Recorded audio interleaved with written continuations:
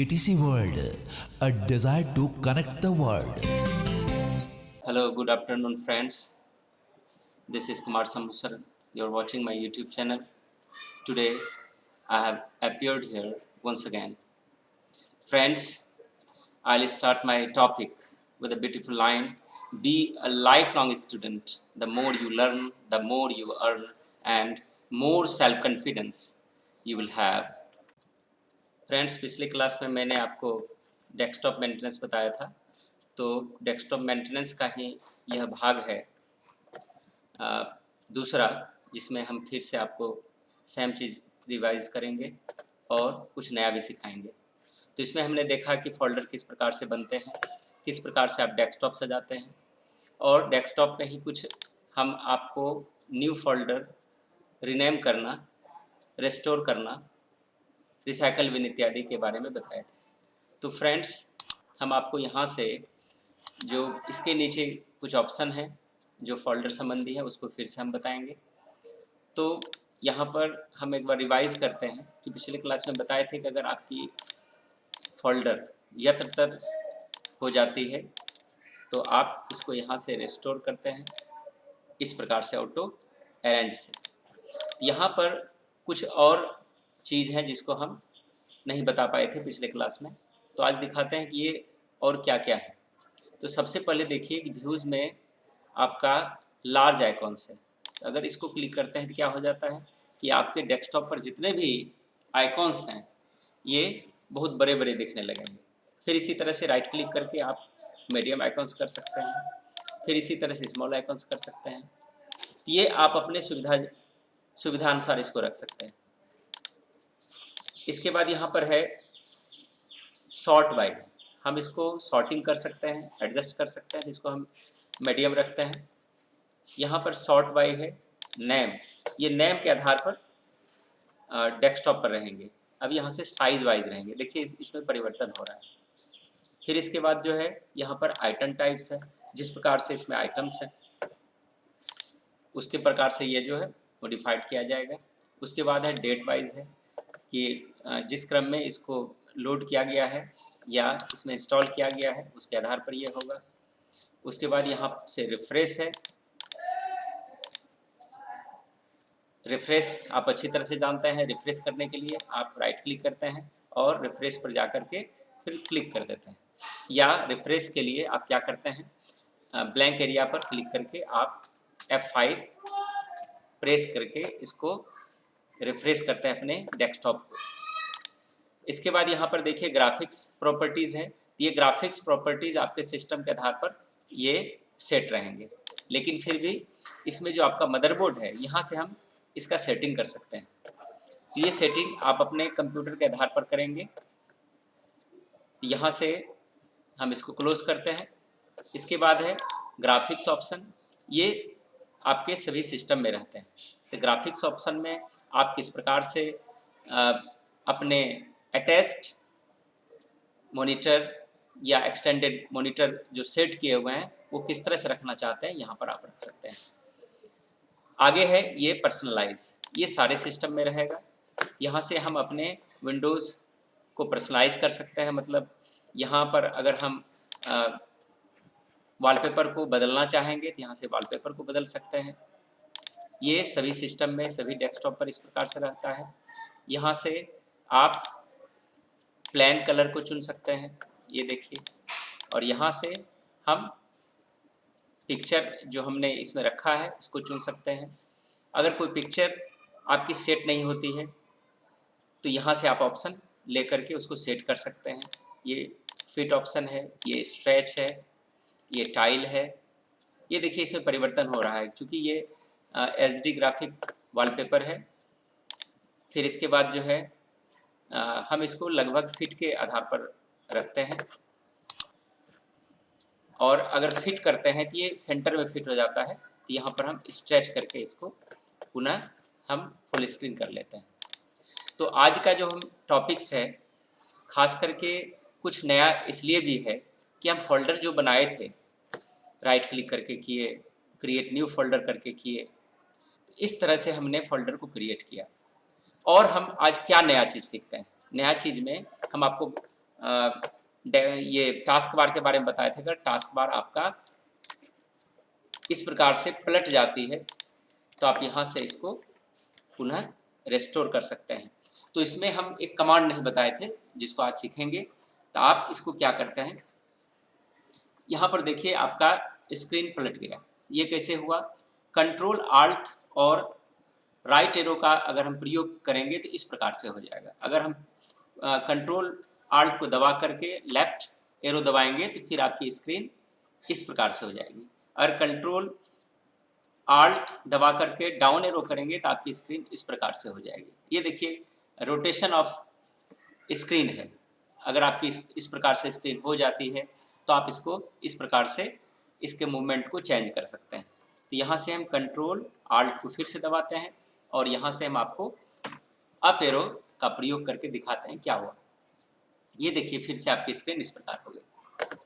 तो ये अपने सुविधानुसार इसको आप रखिए, चलाइए। जब आप टैब पर काम करते हैं कभी कभी आपको इसकी ज़रूरत पड़ती है, या आपका स्क्रीन टच हो तो उस पर भी आप इस तरह के कार्य को कर सकते हैं। तो आज हम आपको बताते हैं कि फोल्डर और कितने कितने तरीके से आप बना सकते हैं। तो यहाँ पर सबसे पहले हम ये तय करते हैं कि हमको फोल्डर कहाँ बनाना है। तो हम कोशिश करते हैं कि आपको डेस्कटॉप पर दिखाएं ताकि आपको समझ में आए कि यहाँ पर हम फोल्डर को क्रिएट कर सकते हैं और अलग अलग तरीके से।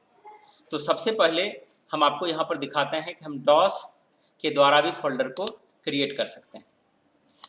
तो डॉस के द्वारा फोल्डर को क्रिएट करने के लिए आपको थोड़ी बहुत डॉस भी आनी चाहिए। तो डॉस का फुल फॉर्म है डिस्क ऑपरेटिंग सिस्टम। जब हम लोग विंडोज़ की शुरुआत में थे तो उस समय डॉस बहुत ही प्रचलित था। विंडोज़ में बहुत सारे कार्य नहीं कर पाते थे तो डॉस के द्वारा ही सारे कार्य को संपादित करते थे।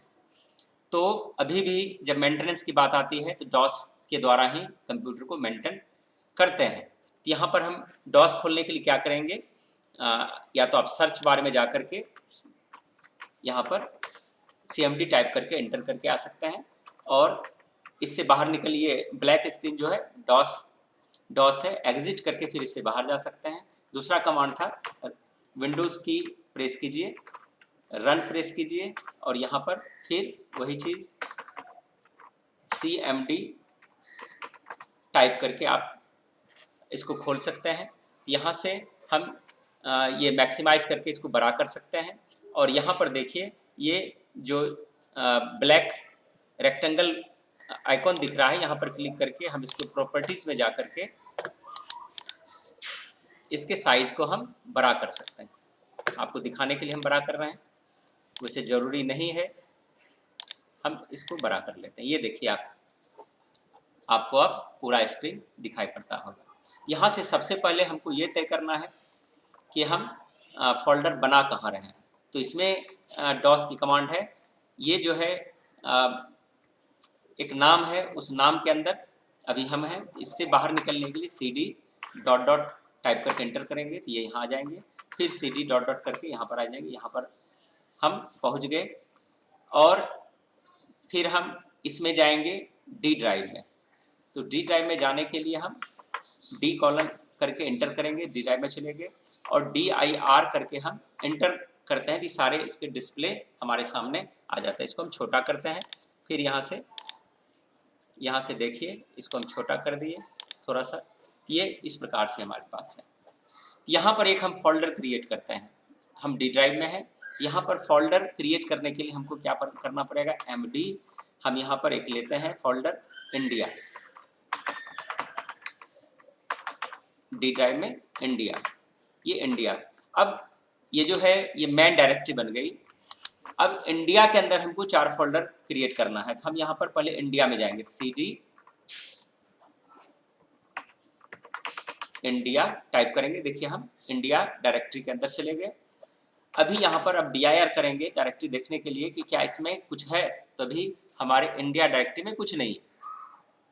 अब यहाँ पर अगर हम फिर MD करते हैं तो यहाँ से हम लिखते हैं इसमें बिहार, फिर MD करते हैं, यहाँ पर लिखते हैं उत्तर प्रदेश, फिर एमडी करते हैं, हम लिखते हैं राजस्थान। फिर एमडी करते हैं, यहाँ पर हम एक और डालते हैं मध्य प्रदेश। अब देखिए हम यहाँ से DIR करते हैं, यहाँ पर एक मध्य के नाम से इसमें बना हुआ है। तो यहाँ पर इस प्रकार से मेरा डायरेक्टरी क्रिएट हो गया। अब यहाँ से हम चाहते हैं कि इसको मिटाने के लिए, तो इसको हम दिखाते हैं कि ये जा कर के मेरे डी ड्राइव में बना है या नहीं। तो हम इसके लिए हम जाएंगे, दिस पीसी को खोलेंगे और डी ड्राइव में जाएंगे और यहाँ पर इंडिया हम खोजेंगे। आई प्रेस की, देखिए इंडिया है यहाँ पर, ये बिहार, ये मध्य प्रदेश, राजस्थान, ये इस प्रकार से चूँकि हम स्पेस देने के बाद ये इसको डिवाइड कर लिया है, तो यहाँ से मेरे पास ये फोल्डर यहाँ पर बन के रेडी हो चुके हैं। फिर हम यहाँ पर वापस आ गए हैं। यहाँ से अगर हम इसको मिटाना चाहेंगे तो कैसे मिटाएंगे, तो रिमूव डायरेक्टरी करके RD यूज करते हैं। यहाँ से सबसे पहले हम बिहार को मिटाते हैं। अब DIR करेंगे तो बिहार समाप्त हो गया। फिर RD यूज करके हम मध्य, ये अलग अलग बन गया है, मध्य बना हुआ है, इसको हम इंटर करते हैं, DIR करते हैं, मध्य खत्म हो गया। अब प्रदेश बना हुआ है, ये अलग अलग बन गया है, ये हम इस प्रकार से फिर DIR करेंगे, देखेंगे ये प्रदेश खत्म हो गया। अब राजस्थान और उत्तर बना हुआ है, तो RD, फिर हम राजस्थान लिखेंगे, ये DIR करके देखेंगे खत्म हो गया। अब उत्तर बना हुआ है, RD, ये इस तरह से है। स्पेलिंग सेम होनी चाहिए, DIR। अब हमारे इस डायरेक्टरी में कोई भी फोल्डर नहीं बना हुआ, हम इससे बाहर निकलेंगे। गलत हो गया वहाँ पर, CD डॉट, इस तरह से। अब हम DIR करेंगे तो इंडिया इसमें है, देखिए यहाँ पर इंडिया बना हुआ है। अब यहाँ पर हम RD इंडिया, अब DIR करेंगे तो मेरे इस डायरेक्टरी से समाप्त हो गया। यहाँ से हम बाहर निकलेंगे EXIT से। अब यहाँ पर हम जाते हैं दिस पीसी में। अब यहाँ पर हम डी ड्राइव में इंडिया खोजेंगे तो आपको नहीं मिलेगा, देखिए इंडिया नहीं है। ये एक तरीका था फोल्डर बनाने का। एक और सबसे बेहतरीन तरीका हम आपको बताएंगे जो बहुत ही यूनिक है, बहुत कम लोग जानते हैं। तो यहाँ पर सबसे पहले क्या करेंगे, हम यहाँ से नोटपैड खोलेंगे।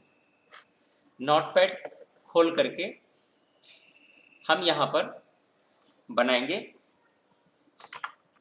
MD। अब जैसे हम बनाए थे इंडिया, हम बनाते जाते हैं राजस्थान, बिहार, देखते हैं इसमें दोनों डाल करके उत्तर प्रदेश, ये अलग अलग बन जाएगा। इसमें स्पेस जो है दूसरे नए फोल्डर को जनरेट कर देती है।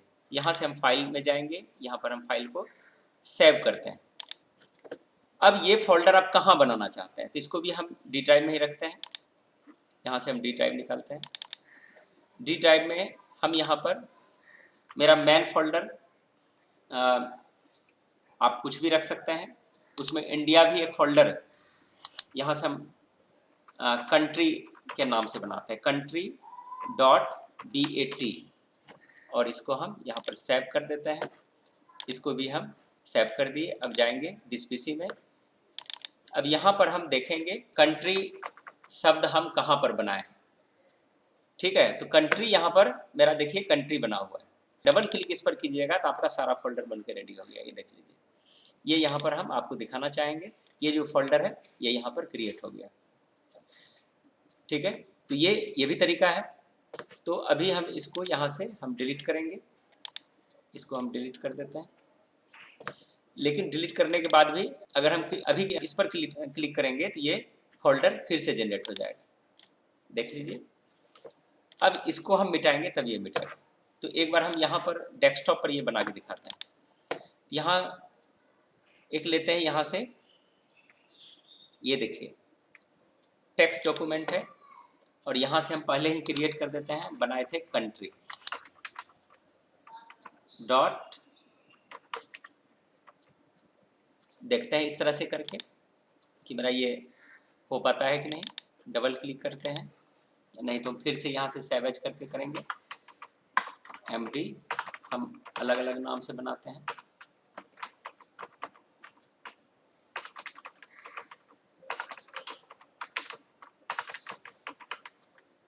और इसको हम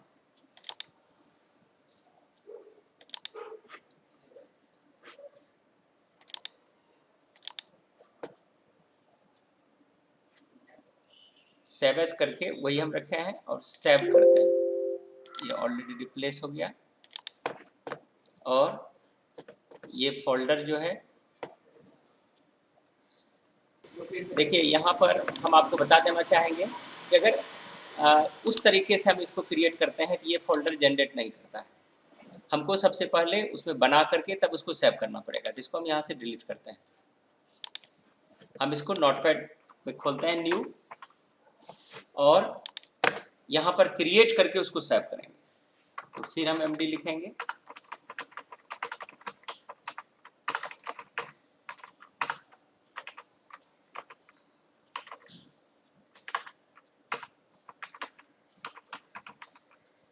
यह है, और यहाँ से हम सेव करते हैं इसको और सेव करेंगे। सेव करने के क्रम में हमको यहाँ पर बैट फाइल बनाना है।